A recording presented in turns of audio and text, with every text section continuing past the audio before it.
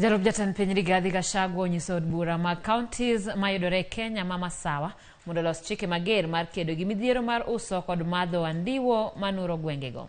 Kaka jafwambo marwa Chris Owino leronwa, nonro mar migawo mar arita kwe yango ni thuolo mar dweche 3 kende obila osemako maloyo litas milion 1.6 mag kuong ma ok opuodhi.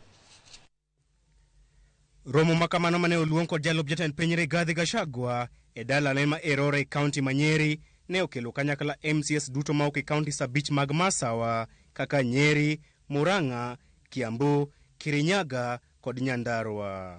Gachagua otiyo kod thuolono mar kwayo MCS mondo los chike mager madhi thiro kendo tieko uso mar kongo ma ok opuodhi e gwenge mag masawa. There is a gap in terms of the law, and that is why we are having a problem in mushrooming bars and wines and spirits, and they have agreed that there is urgent need to fix the law, to come up with laws that are deterrent and that will govern the licensing of bars and also spell out heavy penalties.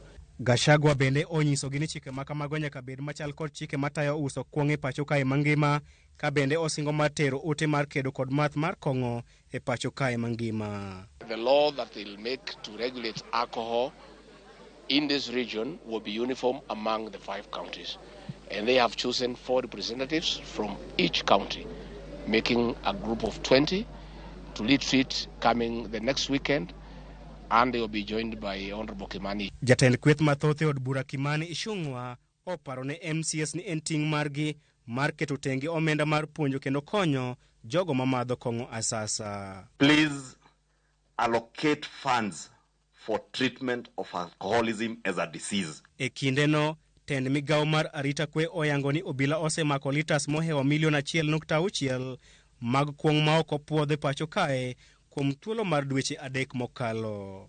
Kuom kwan go obila osemako litas 300,000 mag changa kaachiel gi litas 100,000 mag busa.